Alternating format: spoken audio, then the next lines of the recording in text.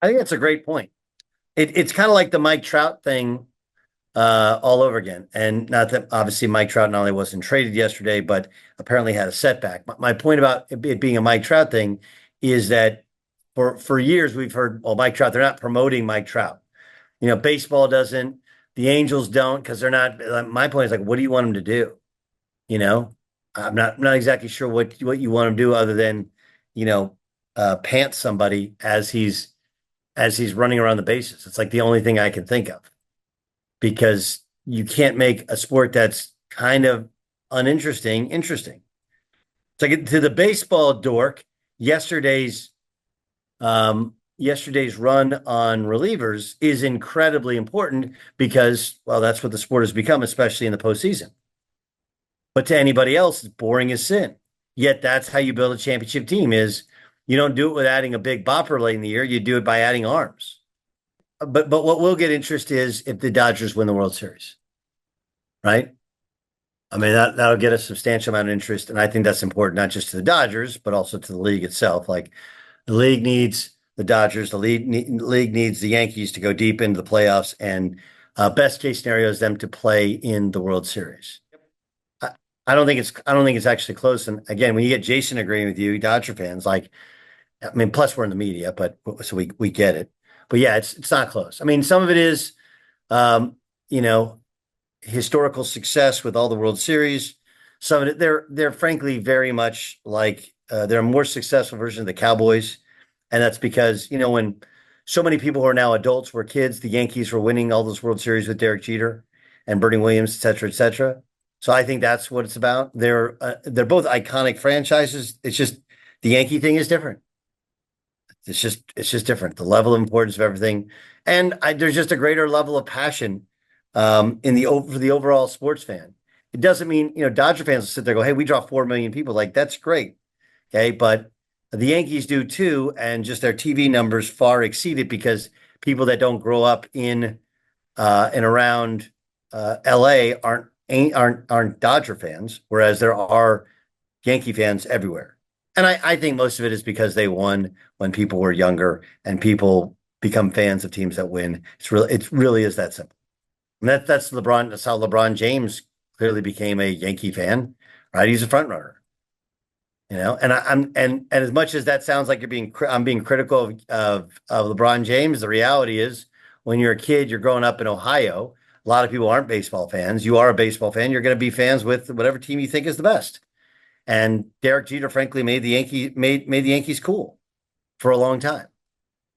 There is something interesting though about they've had so many guys that have had these unbelievable first runs. We talked about Gary Sanchez back when he was a rookie, when he got called up. Remember we had that discussion?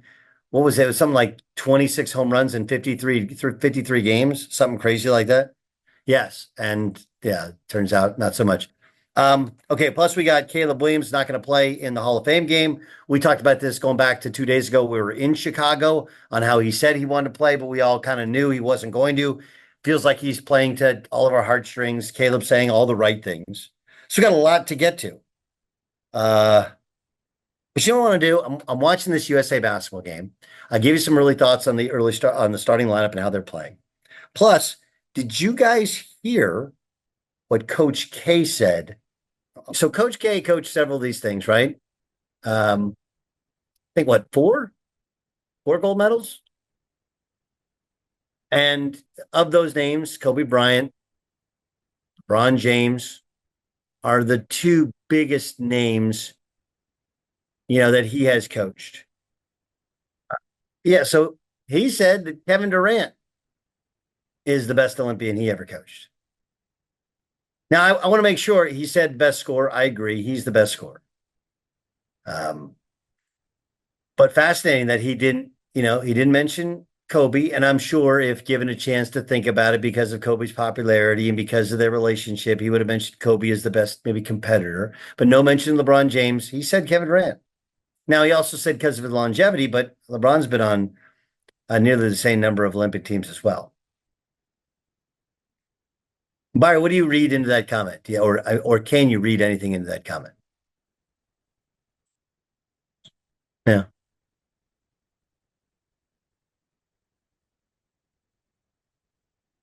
Here, all right, let me sell you on something. Tell me if you buy it. Okay. I think that we have gotten to a place where a lot of people are finally, and you hear a lot of current players, talking about how he's their favorite player, he's their, the greatest scorer ever, whatever. I liken him to Kareem Abdul-Jabbar, where I think he's awesome. And I think, like Kareem Abdul-Jabbar, incredible player. Kareem doesn't get mentioned, and there's a litany of reasons why, right? One, he played a little bit too long.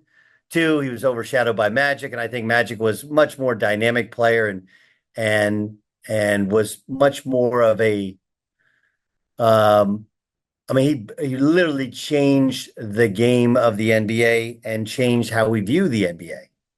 So it's part of it's overshadowed by Magic. Part of it is he played too long. And then I think part of it is the fact that, like Kareem Abdul-Jabbar, Kevin Durant can run hot and cold with the media and with people in general, and just out of a place of honesty. They're both very bright guys as well. And I think this is one way of hey, remember, this guy, he may say some things. The Warriors thing may have made you mad as a fan, but the reality is he may not be the greatest player of all time, but he's right there in every conversation. Case in point, I coached USA basketball. He's the greatest player ever to play USA basketball. All right, so we're getting ready to watch Team USA rematch against South Sudan, a team they survived in a friendly. They are a 29-point favorite, and Steve Kerr has done exactly what I hoped he would not do, but he's doing it. And did you see the starting lineup there, Jay Stu? The starting lineup, guys, includes not only Anthony Davis at the center position, as Joel Embiid is continuing to struggle, but it also includes Jayson Tatum, who famously did not play DNP-CD in his first game. And look, again, there are plenty of reasonable ways to look at this thing, okay? But starting him from not playing him, and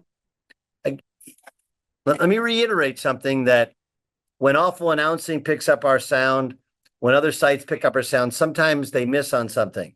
Remember, what I'm speaking from is actual experience. I understand that the players are not nearly to the level of the U.S. men's national team. I'm fully aware of that. What I'm trying to point out, though, is that I have a working knowledge and feeling about coaching teams where you have 12 viable players on some level, guys that want and expect to play, and really having only the ability to play 10, and you kind of got to break things down. And I get he was first team All-NBA last 3 years, but whatever their evaluation was, led them to put him 11th on the depth chart last game. So even though the matchups changed, and that's fair, to go from not playing to starting, outside from the fact that you're going to get to rest, if like LeBron doesn't want to play because he wants to rest, but I don't see that happening. We're getting super silly with it. We're getting to the point where it feels like that old adage of the second you start listening to fans, next thing you know, you become one of them, right? And I can only watch this thing and think that's what's happening here is we are giving in to pressure. And you can't do that when you're the coach of a team as important as the U.S. men's national